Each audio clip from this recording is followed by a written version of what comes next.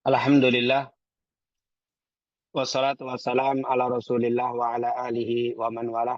Rabbi syrah li sadri wa yassir li amri wa hlul 'uqdatam bil lisan yafqahu qawli. Subhanaka la ilma lana illa ma 'allamtana innaka antal alimul hakim. Amma ba'd. Segala puja dan puji kehadirat Allah, salawat serta salam kepada junjungan kita Nabi Muhammad sallallahu alaihi wasallam, para keluarga, sahabat tabi'in serta seluruh umat yang selalu beristiqamah mengikuti sunnah-sunnahnya hingga yaumil qiyamah. Alhamdulillah, kembali di pagi hari ini kita dapat melanjutkan keistiqomahan kita untuk mempelajari dan membahas hadis-hadis Nabi Muhammad SAW yang terangkum dalam kitab Arba'in Nawawiyah, yang insya Allah apa yang kita bahas ini, apa yang kita lakukan ini mendapatkan keridhaan dan keberkahan dari Allah Subhanahu wa Ta'ala. Amin ya Rabbal Alamin. Kembali di kesempatan yang mulia ini kita akan melanjutkan pembahasan kita dari kitab Arba'in di hadis ke-33. Hadis yang diriwayatkan oleh Al-Imam Al-Baihaqi. Dikatakan di situ, qala al-mu'allif rahimahumullah wa nafa'ana bi fid dharain amin. An Ibnu Abbas radhiyallahu anhuma anna Rasulullah sallallahu alaihi wasallam qala law yu'tan nasu bid'awahum ladda'a rijalun amwala qaumin wa dima'ahum. Walakin al-bayyinatu 'ala al-mudda'i wal yaminu 'ala man ankar. Hadis rawahu al-Imam Baihaqi. Memang ketika membahas hadis ini masih terjadi perbedaan di antara ulama. Ada yang mengatakan hadis ini hasan, ada yang mengatakan hadis ini dhaif. Tapi kebanyakan para ulama, di antaranya Al-Imam Ahmad bin Ali bin Hajar Al-Asqalani, Al-Imam Baihaqi, Al-Imam Ibnu Majah, dan juga Syekh Albani, ulama yang terkini mengatakan hadis ini hasan. Artinya cukup kuat untuk dijadikan dalil. Walaupun nanti sebagian ulama melemahkannya. Tapi kebanyakan ulama mengatakan hadis ini hasan. Alhamdulillah, berarti kita bisa gunakan hadis ini menurut sebagian ulama karena dia sebagai hadis yang hasan, maka maknanya hadis ini bisa digunakan untuk sandaran atau menjadi tenang kita di dalam membahas hadis yang ke-33 ini. Yang pertama dikatakan di situ dari Abdullah bin Abbas radhiyallahu anhuma, sesungguhnya Rasulullah Shallallahu Alaihi Wasallam bersabda, "Lau yu'tan nasu, seandainya setiap orang diberikan atau dikabulkan bidakwahum dengan pengakuan mereka, ladda'a rijalun, niscaya akan ada orang yang menuntut, yang meminta amwala qaumin, darah satu kaum, harta satu kaum, wadima'ahum, dan darah mereka. Walakin akan tetapi al-bayyinatu 'alal mudda'i. Akan tetapi bagi orang yang menuntut harus memberikan bukti. Wa 'alal yamin 'ala man ankar. Dan bagi orang yang mengingkari atau yang dituntut memberikan sumpah. Hadis riwayat Imam Baihaqi. Bapak Ibu yang dimuliakan Allah Subhanahu wa taala, di dalam hadis lain ya juga sama diriwayatkan dari Abdullah ibn Abbas di Bukhari Muslim, "Lau yu'tan nasu bidakwahum la dhahaba dima'u qaumin wa amwaluhum." Apa kata Rasulullah SAW? Seandainya setiap orang dikabulkan, dipenuhi pengakuan mereka, niscaya akan banyak pertumpahan darah dan hilangnya harta orang lain. Dari dua hadis ini menunjukkan bahwa seperti yang dikatakan oleh sebagian ulama, hadis Ibnu Abbas walaupun tidak dikeluarkan di Bukhari, di Muslim, Abu Dawud, Tirmidzi, hanya dikeluarkan oleh Ibnu Majah dan Baihaqi, tetapi dihasankan. Kenapa? Karena maknanya ada di dalam Sahih Bukhari. Jadi kalau kita baca kitab Sahih Bukhari, ada kalimat law yu'tan nasu bidakwahum la dhahaba dima'u qaumin wa amwaluhum. Seandainya setiap orang dipenuhi pengakuan mereka, niscaya akan banyak harta dan darah orang lain tertumpahkan dan diambil. Tapi tidak ada kalimat al-bayyinatu 'alal mudda'i wal yaminu 'ala man ankar. Itu tidak disebutkan di dalam Bukhari Muslim. Nah, jadi kesimpulan Dari apa yang kita sebutkan tadi berarti secara sanad hadis yang diriwayatkan Imam Baihaqi di hadis ke-33 di dalam kitab Arba'in masih berselisih pendapat. Ada yang mengatakan dhaif, ada yang mengatakan hasan. Tapi dari segi makna banyak, hampir semua ulama mengatakan sahih ini makna. Kenapa? Karena ada yang semakna dengan lafadz ini walaupun tidak panjang, yaitu penggalan kalimat yang mengatakan di dalam Bukhari Muslim.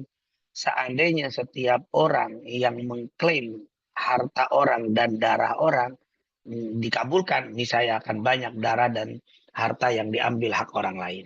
Berarti di sini maknanya hampir serupa walaupun lafadznya tidak sepanjang riwayat Imam Baihaqi. Nah, kesimpulan dari kedudukan hadis ini berarti secara sanad masih terjadi perbedaan, tetapi secara makna hadis ini sahih. Alhamdulillah ini merupakan penjelasan dari hadis ke-33 di dalam kitab Arba'in An-Nawawiyah. Jadi kata Rasulullah SAW, seandainya setiap orang yang mengakui atau mengklaim, menuntut itu dikabulkan tuntutannya, ini saya akan banyak terjadi kezaliman dengan hilangnya dan diambilnya harta orang lain dan juga darah orang lain.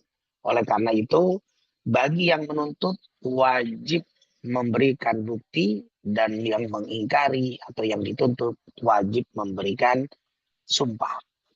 Hadis ini oleh para ahli fikih dijadikan sebagai kaedah di dalam menentukan perselisihan di antara kaum muslimin berkaitan dengan harta dan darah.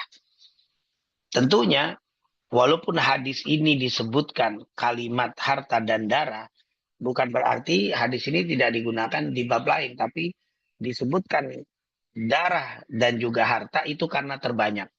Terbanyak kejadian perselisihan antara seorang muslim dengan orang muslim lain atau sesama manusia ini kebanyakan disebabkan oleh sebab harta. Nah, banyak terjadi perselisihan di antara kita, sebab utamanya adalah harta. Yang kedua, darah.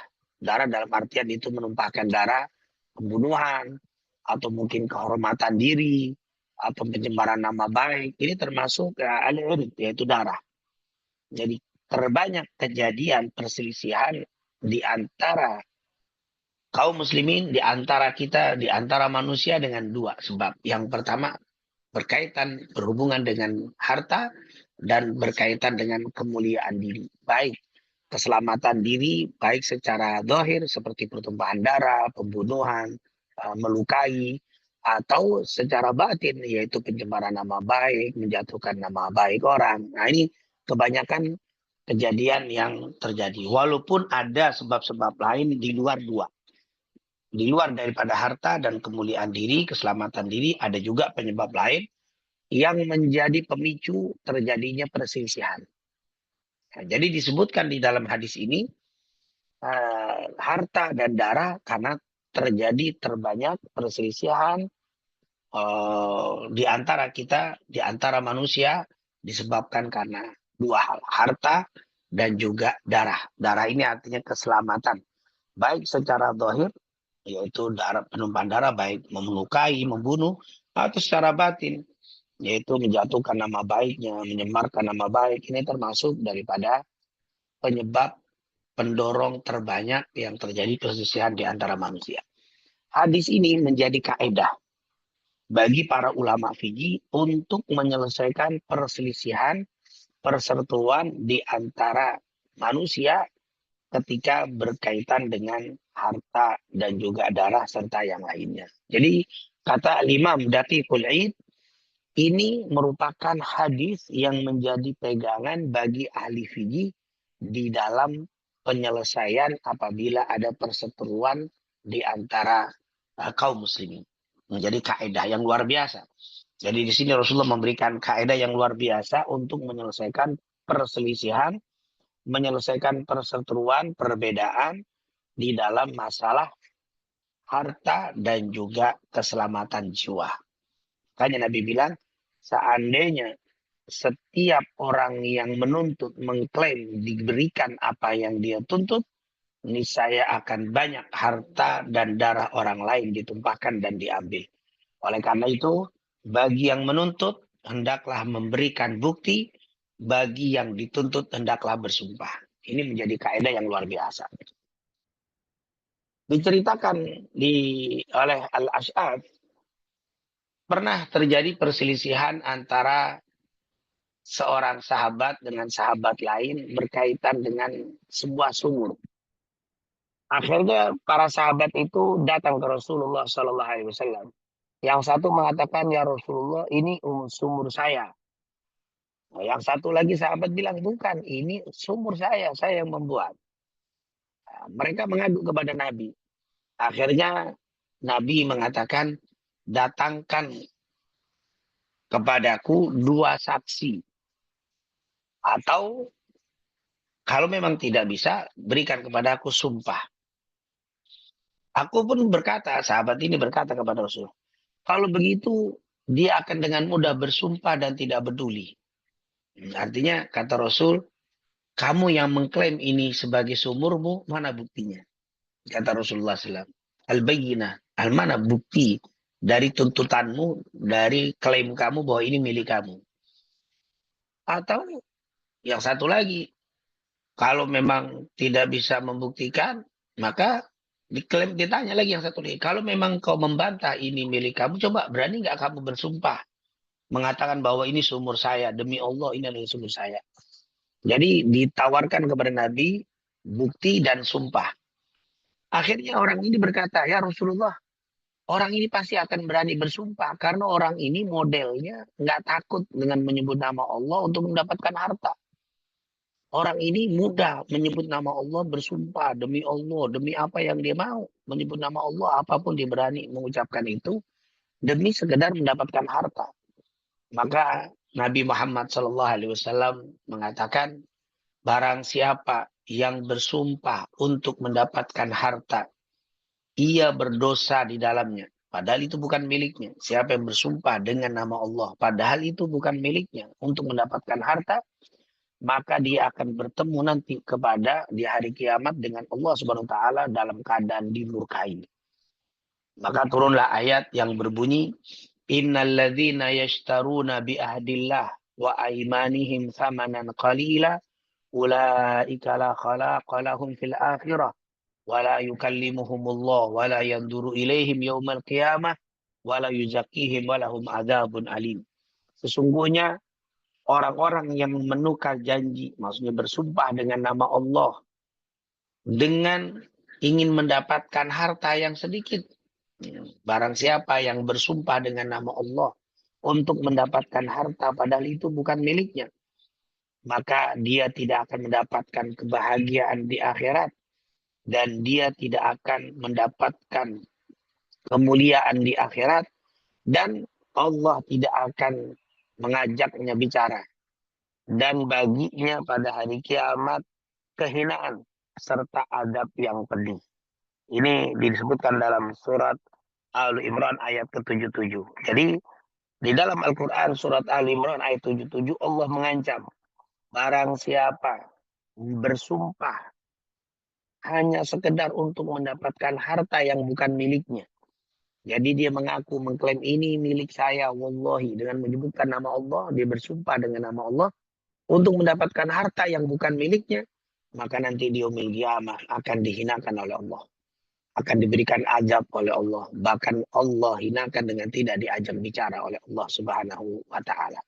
Nah, ini tentunya berkaitan dengan hadis bab bahwa di dalam pengakuan seseorang terhadap harta orang lain tidak bisa diberikan kecuali orang itu bisa memberikan bukti atau dia bersumpah. Tetapi di dalam hukum Islam, orang yang mengklaim milik orang lain padahal dia bukan miliknya, lalu dia bisa membuktikan bukti-bukti palsu atau bersumpah dengan sumpah palsu, ingin mendapatkan harta yang bukan miliknya, sungguh orang ini akan mendapatkan kehinaan nanti di yaumil qiyamah, akan diberikan azab yang sangat pedih dan tidak diajak bicara oleh Allah Subhanahu wa taala. Bapak Ibu yang dimuliakan Allah Subhanahu wa taala, dari hadis dan ayat ini menunjukkan kata para ulama bahwa nanti akan ada di satu masa yang orang itu mudah mengklaim milik orang lain miliknya, padahal itu bukan milik dia. Bahkan dia bisa untuk mendapatkan klaimnya itu agar diterima, agar tuntutannya bisa dikabulkan, bisa dituruti, bisa memberikan bukti-bukti yang jelas. Lalu bahkan bersumpah dengan nama Allah, padahal itu bukan miliknya. Maka ketahuilah, kata Allah, orang yang melakukan ini akan mendapatkan azab penghinaan dan juga kerendahan nanti di yaumil qiyamah. Hal ini disebutkan oleh para ulama, ini menunjukkan bahwa akan banyak hal seperti itu. Akan banyak terjadi pada ba'dun nas, yaitu sebagian orang yang tidak bertakwa kepada Allah. Sebagian orang yang tidak takut kepada Allah.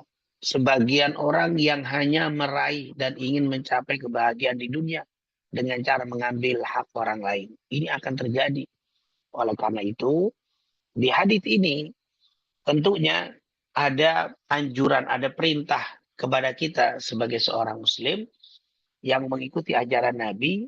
Kalau kita memiliki sesuatu, hendaklah diperkuat dengan bukti-bukti yang memperkuat itu milik kita. Sehingga nanti kalau ada di satu waktu orang yang mengklaim itu miliknya, akan klaim tadi lemah karena kita punya bukti yang jelas.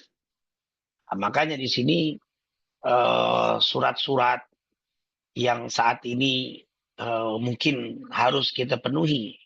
Berbeda dengan di masa Rasul. Kalau kita punya rumah di masa Rasul, kita tidak perlu ada suratnya. Kalau kita punya kendaraan, onta, kambing zaman dulu, tidak perlu ada suratnya. Apapun aset yang kita miliki tidak perlu ada surat di masa dulu. Karena banyak orang-orang dulu, orang-orang yang bertakwa. Sangat jarang orang yang mengklaim milik orang lain. Mereka takut untuk mendapatkan harta yang haram. Karena mereka tahu bagaimana ancaman yang begitu luar biasa, yang mengerikan bagi orang yang suka mengklaim harta orang lain padahal bukan miliknya. Tapi hadis ini menjadi pegangan untuk di masa sekarang. Ketika di mana tidak sedikit ada orang yang tidak takut dengan Allah. Yang tidak takut dengan ancaman akhirat. Bahkan mereka siap untuk berdusta dengan memberikan bukti-bukti yang tidak jelas. Atau bukti-bukti palsu. Atau dengan sumpah dengan menggunakan nama Allah. Hanya sekedar ingin mendapatkan harta dunia. Maka di masa sekarang begitu banyak kata Rasulullah, karena memang di akhir zaman iman ini semakin rendah, semakin rendah, semakin rendah. Oleh karena itu hadis ini kata ulama menganjurkan kepada kita untuk menjaga kepemilikan kita dengan memberikan surat-surat yang lengkap sebagai bukti itu milik kita. Nah, jadi ketika kita punya rumah disuruh bikin surat rumah, sertifikat, itu jangan dikatakan nggak ada di zaman Nabi ini. Ini bid'ah, bukan. Ini sesuatu yang baru, tapi ini sesuai dengan hadis yang diriwayatkan oleh Imam Baihaqi dari Ibnu Abbas bahwa al-bayyinah, bukti surat yang kita harus buat untuk menjaga kepemilikan kita. Ketika nanti ada orang yang mengklaim, ini tidak bisa karena kita punya surat. Mobil kita harus lengkapi surat kita. Kenapa? Untuk kita menjaga kepemilikan kita. Nah, kenapa? Karena ini adalah hal yang di masa dulu mungkin jarang terjadi, tapi di masa sekarang hadis ini tidak sedikit kita dapati orang yang hilang miliknya, kepemilikannya, rumahnya hilang, tanahnya bisa diambil oleh orang lain karena dia tidak memperhatikan bukti-bukti al-bayyinah. Sementara orang yang tidak takut kepada Allah, dia bisa mencari bukti dan akhirnya dia bisa mengalahkan di dalam persidangan, dia menang dan akhirnya hak kita diambil. Di dunia kita kehilangan harta kita, mobil, kendaraan kita. Kenapa? Karena kita tidak bisa memberikan bukti, sementara mereka bisa memberikan bukti. Maka di sini penting bagi kita untuk menjaga eh, secara administrasi surat-surat kepemilikan kita. Karena ini tentunya hadis yang mewanti-wanti kepada kita, hati-hati. Jangan sampai tiba-tiba milik Anda itu diklaim sebagai milik orang lain. Dan mereka datang dengan membawa bukti-bukti, maka kalian akan kehilangan harta yang kalian miliki. Tentunya di hadis ini juga yang kedua hikmah, bahwa orang itu di dalam pengakuannya, klaimnya tidak langsung diberikan oleh hakim. Nah, dalam hadis ini tidak boleh hakim memberikan tuntutan orang itu hanya sekedar menuntut. Tiba-tiba datang orang yang mengatakan ini rumah saya. Maka ketika perselisihan ini dibawa ke persidangan, hakim akan mengatakan, oh tidak bisa, ini rumahnya si A, bukan rumah Anda. Kenapa? Karena si A yang tinggal di situ. Dan bukti pengakuanmu itu rumah Anda dari mana? Nah, itu al-bayyinah, diminta al-bayyinah. Apa bukti bahwa ini adalah rumah Anda? Itu akan ditanya di dalam persidangan. Jadi persidangan hakim harus meminta bukti. Tidak boleh sekedar oh dia ini kenal, saya kenal, ini saudara saya dan sebagainya. Tidak, buktinya mana? Kalau ini milik Anda, kalau ini tuntutan Anda betul bahwa ini rumah Anda. Maka di situ diminta al-bayyinah.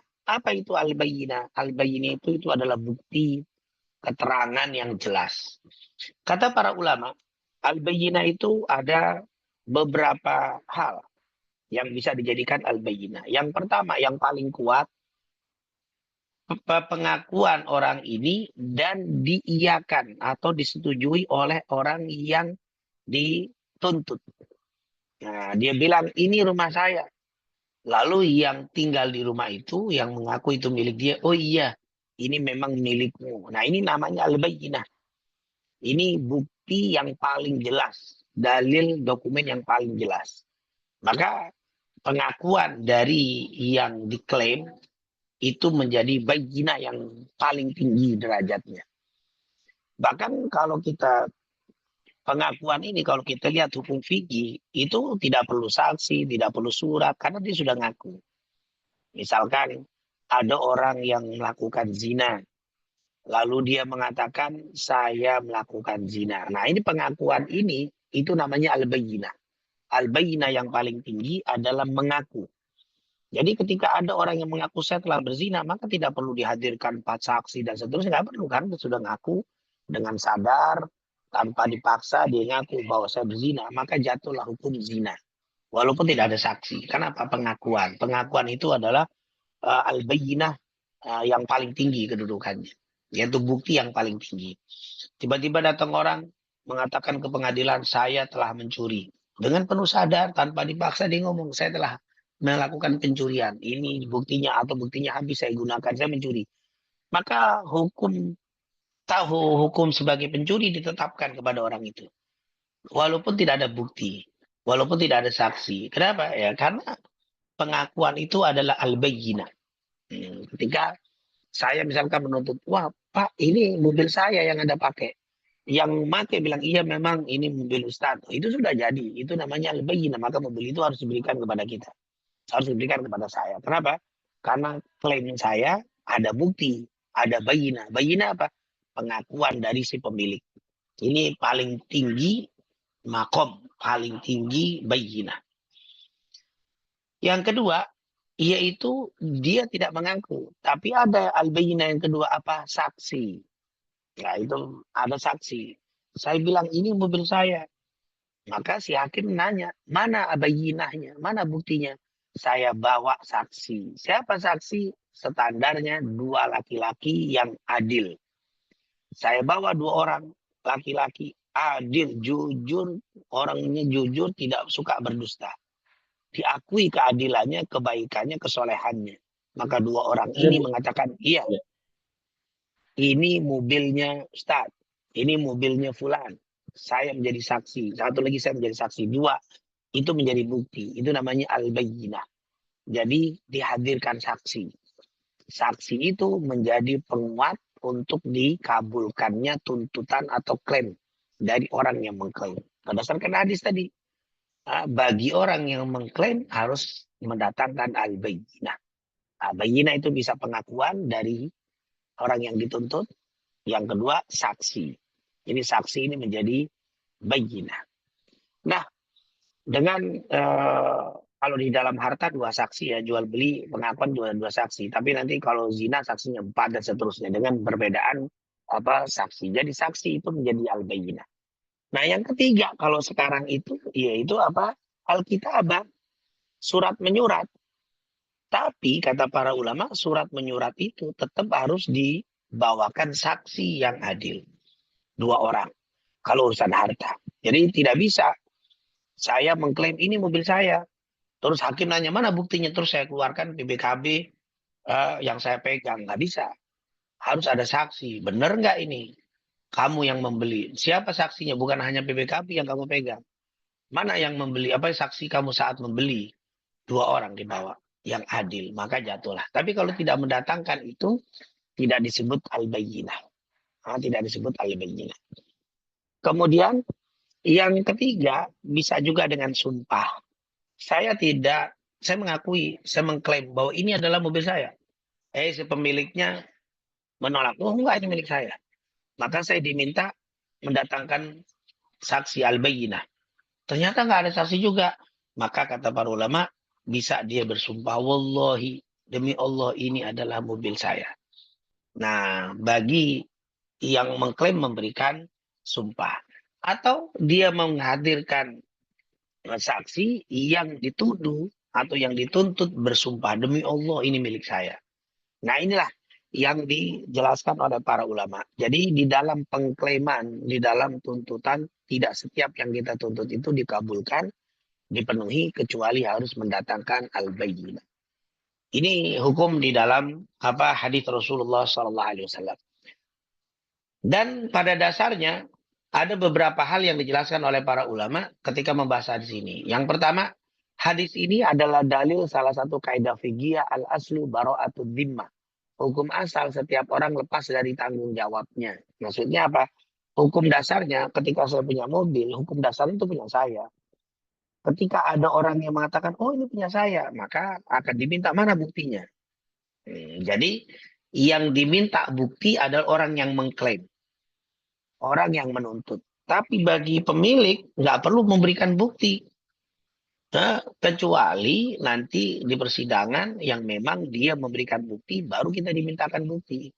Misalkan begini, saya datang ke orang yang punya mobil. Saya bilang, Pak, ini mobil saya. Kata si yang pemilik mobil, punya saya. Terus saya nggak bisa mengatakan, mana buktinya kalau ini mobil Bapak. Loh. Saya yang mengaku tidak minta bukti dari pemilik mobil. Karena apa? Karena al-aslu bara'atud dhimmah. Karena pada dasarnya yang megang mobil, yang menguasai fisik itu miliknya. Nah, itu miliknya dia, itu fisiknya. Punya dia karena dia yang megang. Maka ketika tanya, ini mobil saya. Kata saya akui, itu mobil orang. Saya bilang, itu mobil saya. Terus kata orang itu, oh, ini mobil saya. Maka saya nggak bisa bilang, mana buktinya kalau itu mobil saya? Kalau itu mobil kamu? Tidak perlu. Justru yang mengucapkan itu si pemilik mobil. Mana buktinya kalau ini mobil Anda? Ini kan mobil saya pakai. Mana buktinya? Nah, itu baru si pengaku mengeluarkan surat. Jadi tidak langsung dia ngaku dikasih. Tapi pada dasarnya pemiliknya itu adalah yang megang, yang menguasai fisik itu adalah miliknya.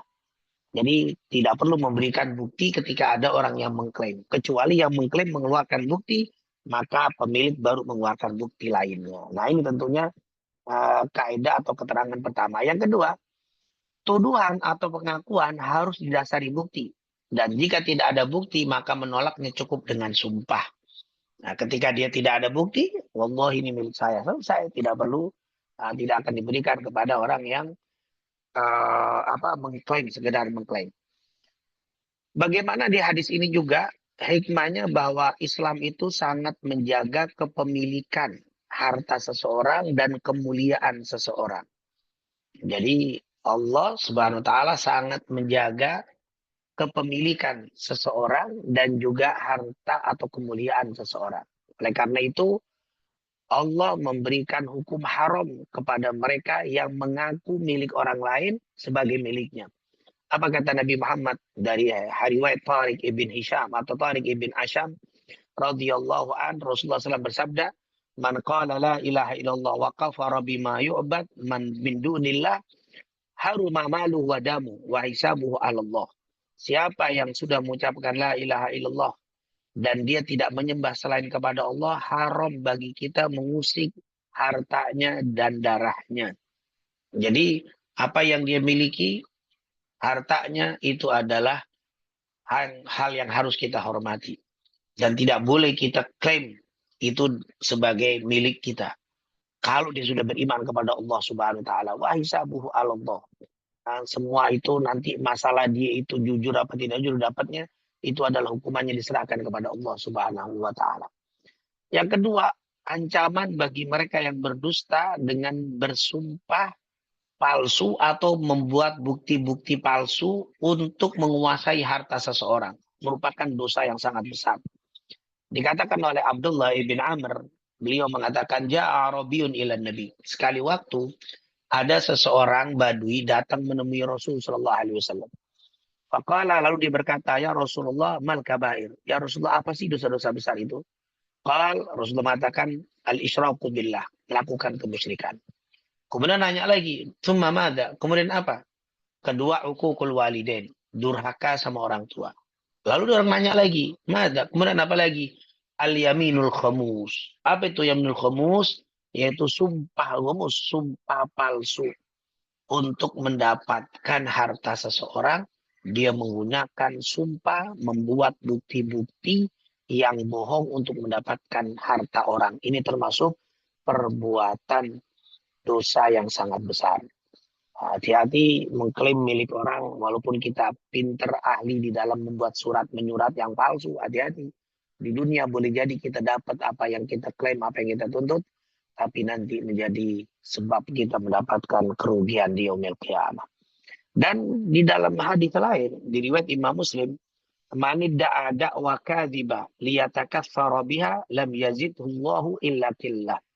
Siapa yang berusaha untuk memperbanyak harta dengan cara membuat dokumen-dokumen palsu, dengan membuat sumpah-sumpah palsu, dia tidak ditambah kekayaannya oleh Allah, tapi malah akan dimiskinkan oleh Allah Subhanahu wa taala.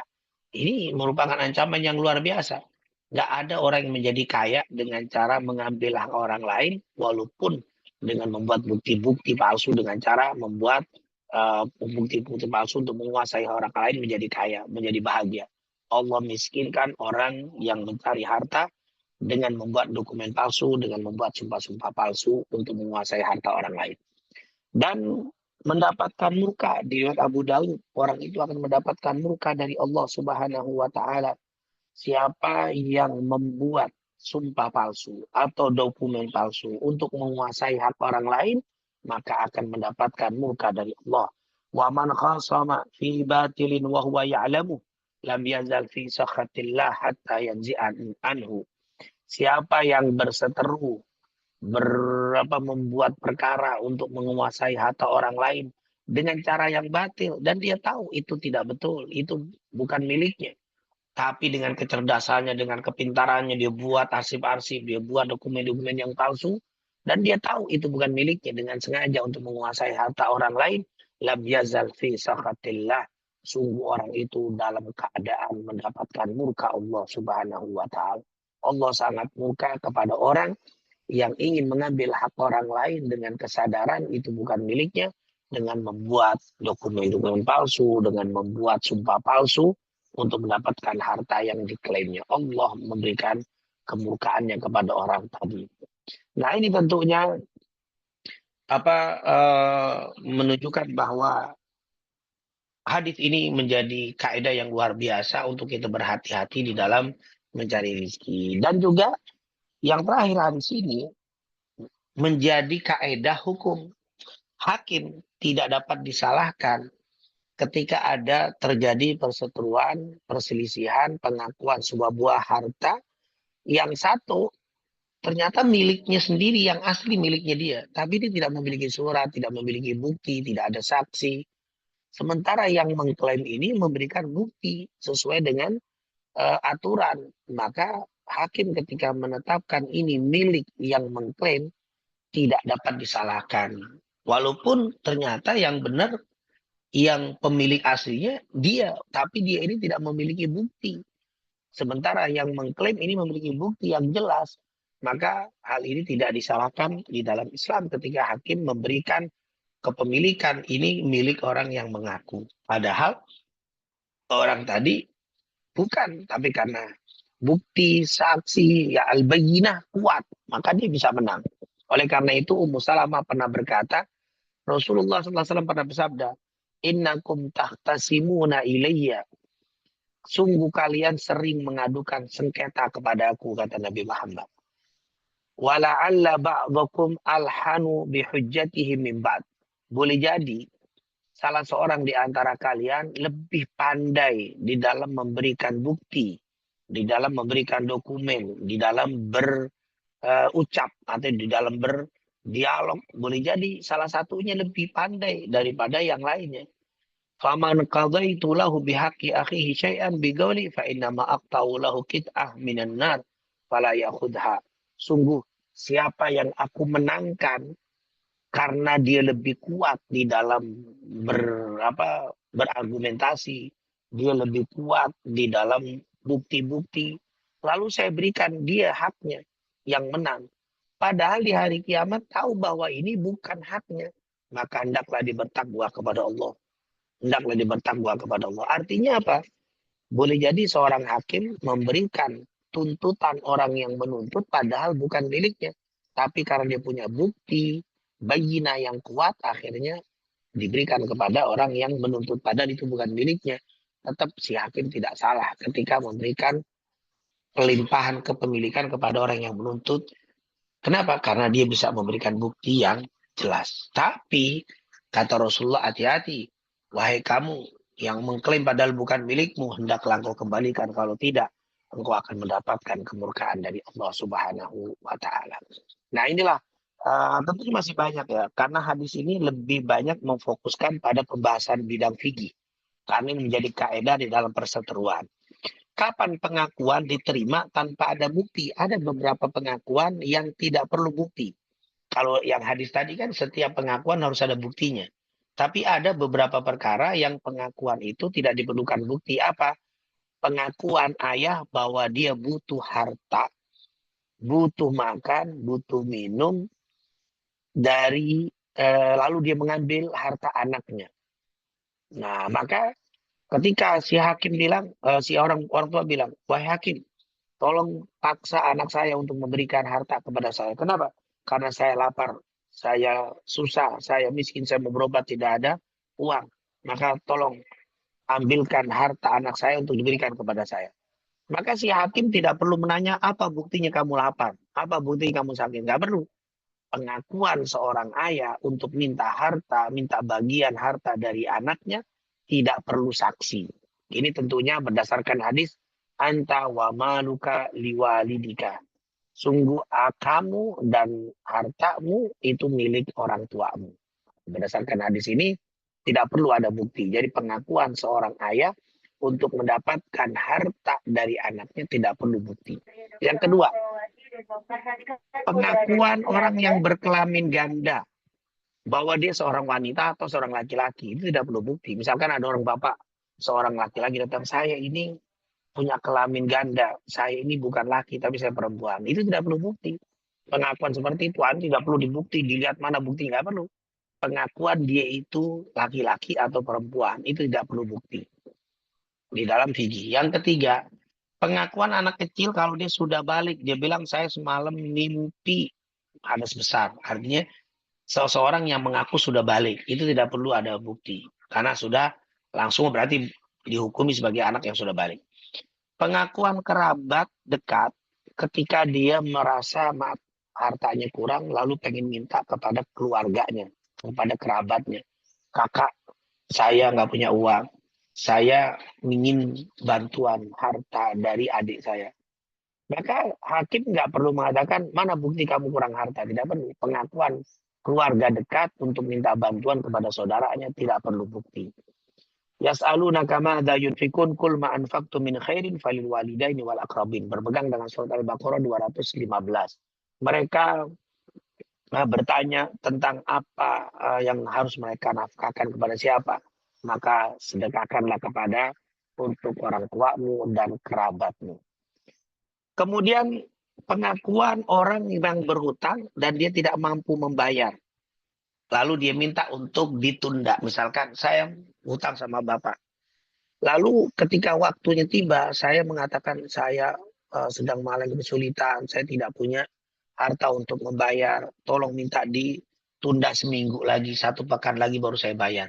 Hal seperti ini, kata para ulama, nggak perlu bukti. Mana bukti kamu nggak bisa bayar, nggak punya duit, itu tidak perlu. Pengakuan orang ini yang kita hutangi lalu minta keringanan untuk ditunda waktu, lalu dimundurkan waktu, ini tidak perlu bukti.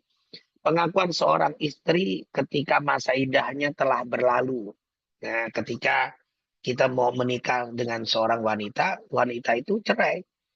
Sudah cerai. Dan kata si wanita, kita tanya, kamu masih masa iddah atau selesai? Oh, saya sudah selesai masa iddah saya. Maka masa iddah selesai itu tidak perlu bukti. Berarti langsung kita bisa menikah dengan wanita yang sudah iddahnya selesai. Tidak perlu ditanya mana buktinya iddahnya selesai. Tidak perlu. Pengakuan seorang wanita, perempuan yang soleha, yang mengaku iddahnya sudah selesai, maka itu tidak perlu bukti. Pengakuan seorang wanita bahwa dia menyusui seorang anak. Nah, ternyata di kampung ini ada anak susuan dia.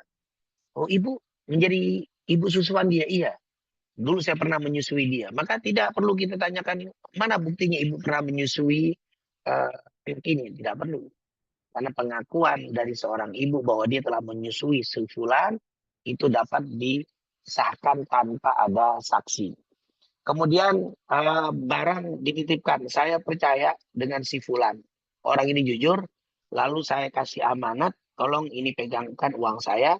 Insya Allah bulan depan saya ambil. Ternyata pas bulan depan orang itu mengatakan uangnya hilang, dicuri orang. Maka di sini tidak perlu bukti. Kenapa? Karena pada dasarnya kita sudah percaya orang ini jujur, amanah, tapi dia bilang hilang. Maka orang yang jujur dan amanah pada dasarnya tidak dimintai bukti kalau barang yang saya titipkan itu hilang.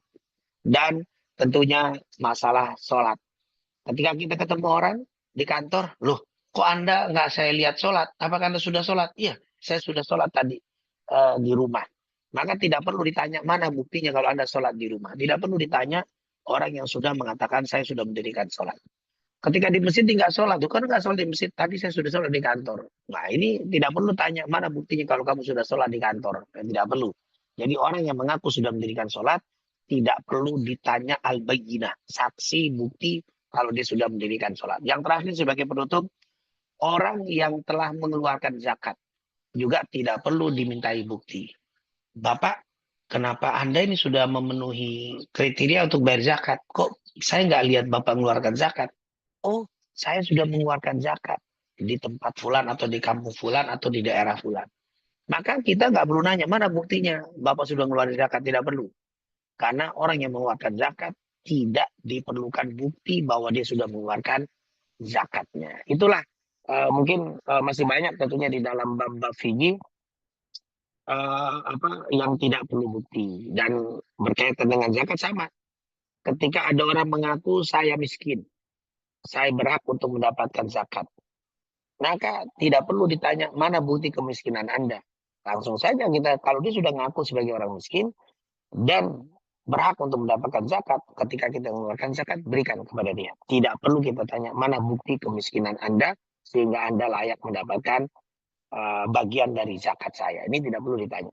Itulah tidak perlu bukti ya. Jadi hadis yang diriwayatkan oleh Ibnu Abbas ini sangat luas pembahasannya, tapi insya Allah apa yang kita bahas ini mendapatkan keberkahan dan keridhaan dari Allah, walaupun sangat singkat karena memang hadis ini sekali lagi begitu panjang di dalam kitab fikih yang dibahas menjadi kaidah yang luar biasa, tetapi paling tidak apa yang kita bahas secara singkat memberikan pemahaman secara garis besar bagaimana kedudukan perseteruan di dalam Islam, adanya al-bayyinah dan adanya sumpah. Itu mungkin yang bisa kita bahas di kesempatan pagi hari ini. Kami kembalikan kepada Ustaz Siddiq. Tafadhol. Baik, Ustadz, jazakallahu atas materi yang disampaikan. Cukup padat Ustadz materi pada pagi hari ini ya. Mudah-mudahan dapat kita amalkan di kehidupan kita sehari-hari. Izin Ustadz, masih ada waktu sekitar 8 menit. Ada pertanyaan Ustadz dari Bapak Anang. Izin saya bacakan. Assalamualaikum Ustadz. Yang pertama, Waalaikumsalam. apabila di sebuah keluarga ada perselisihan terkait batas-batas tanah, sebaiknya diselesaikan di pengadilan atau bersabar dan mengalah dengan niat untuk menjaga perasaan almarhum orang tua. Kemudian yang kedua, apabila di sebuah keluarga pembagian warisan tidak menggunakan hukum Islam, misalnya berdasarkan wasiat, apakah juga perlu direvisi di pengadilan atau tidak, Ustadz? Iya, memang ketika kita bermuamalah, bersosialisasi berkaitan dengan harta, terutama yang berhubungan dengan keluarga, lebih baik dikedepankan samhan. Apa itu sifat samhan? Sifat samhan itu kalau bahasa kita lapang dada, memberikan maaf. Padahal batasan saya itu segini. Tapi dia pagernya itu mundur, ternyata berkurang setengah meter misalkan. Atau sekian meter. Sebenarnya kalau kita perselisihkan ke pengadilan bisa juga, itu hak kita. Tetapi ketika kita mau mundur dari hak kita yang sebenarnya menjadi hak kita, lalu kita samaan, kita maafkan, sudahlah harta seberapa lama sih kita manfaatkan. Dia nggak mungkin menjadi kaya gara-gara mengambil hak orang lain. Dan insya Allah kalau kita ikhlas tidak akan menjadi miskin gara-gara hak kita diambil oleh dia. Insya Allah samhan. Kita mengatakan samhan apa itu? Tajawas. Maafkan. Lebih baik jangan dibawa ke pengadilan. Kenapa? Karena di dalam hadis Rasulullah SAW, dulu ada seseorang yang pedagang kaya. Dia memberikan hutang kepada orang-orang yang berhutang dengannya, orang butuh. Banyak orang yang bersangkutan dengan dirinya berkaitan dengan harta. Pas mau meninggal, dia berpesan kepada pegawainya, dalam riwayat kepada anaknya. Wahai anakku, wahai pegawai yang bagian menagih hutang, nanti kalau fulan itu tidak bisa bayar dan minta ditunda, tunda. Tapi kalau dia tidak bisa juga, sudah ikhlaskan. Jangan ditagih, ikhlaskan. Semoga dengan kita mengikhlaskan, Allah akan berikan maaf kepada kita atas kekurangan di hari kiamat. Apa kata Rasulullah? Sungguh Allah memberikan ampunan kepada pedagang ini karena hak-haknya dia yang berkaitan dengan orang lain, dia maafkan, dia punya sifat samhan. Sudahlah, kita tagih, nggak bisa minta tunda waktu, silakan. Nggak bisa juga, akhirnya samahan. Dia maafin. Itu hak saya, tapi saya relakan. Orang yang suka merelakan haknya, diambil apalagi sama keluarganya, ya itu tidak banyak. Diambil hanya sedikit perselisihan, maka Allah akan maafkan kesalahan-kesalahannya. Subhanallah. Apalagi pada keluarga kita. Dan yakinlah bahwa harta kita yang diambil oleh keluarga kita dan sudah kita terangkan dia masih ngotot, insya Allah tidak membuat kita miskin. Begitu juga hati-hati, jangan pernah mengambil hak orang lain. Jangankan sedikit, banyak pun kalau engkau mengambil dari hak orang lain, Allah tidak akan tambahkan kamu kaya dan bahagia, tapi Allah miskinkan kamu. Waliyahudzubillah. Maka lebih baik, wallahu alam, kalau memang kita mau mempunyai sifat samhan, itu luar biasa. Allah akan memaafkan dan memberikan ampunan kepada orang yang punya sifat samhan tadi. Ya itu hak saya. Kalau saya pengadilan, mungkin akan lama, mungkin cepat, bisa menang, bisa kalah. Sudahlah, saya ikhlaskan. Itu akan menjadi amal yang luar biasa nanti di yaumil kiamat. Nah, yang kedua, apa masalah waris ketika tidak dijalankan sesuai dengan syariat, lebih baik diulang. Seharusnya wasiat itu tidak berpengaruh kepada ahli waris. Wasiat itu tidak berlaku ketika bertentangan dengan Al-Quran. Lidzakari mithlul hadzil unsayain. Untuk laki-laki 2 kali lipat, untuk perempuan misalkan. Lalu warisan orang tua, wasiatnya nanti laki sama perempuan sama. Ini tidak boleh. Karena bertentangan dengan Al-Quran. Seharusnya tetap perempuan dan laki beda bagiannya. Untuk laki-laki 2 kali lipat, untuk perempuan satu. Nanti dikasih tahu kalau memang kamu mau berbakti, bagilah sebagian harta yang kau dapat ini kepada adikmu, kepada kakakmu yang perempuan itu. Tapi tetap bagian itu harus tetap sesuai dengan pembagian Al-Quran. Tapi ternyata Ustadz ini sudah berjalan dan di keluarga dijalankan sesuai wasiat. Apakah bagus sih dibawa ke pengadilan? Bagus dibawa ke pengadilan. Dalam artian pengadilan agama yang bagian waris. Supaya apa? supaya bisa berjalan. Karena kadang-kadang kita kalau ditetapkan di keluarga ada yang menolak. Tapi kalau dibawa ke pengadilan yang resmi dalam KUA, di bagian faraid, bagian waris, insya Allah lebih menerima. Kenapa? Sebagai bakti kita sama orang tua. Bukan kita rakus, bukan kita ingin tetap mendapat lebih banyak. Enggak, kita ingin mengikuti Al-Quran dan tidak melanggar Al-Quran karena wasiat orang tua. Ini kesian orang tua kita. Justru kelihatannya maaf, bakti sama orang tua mengikuti wasiat salah.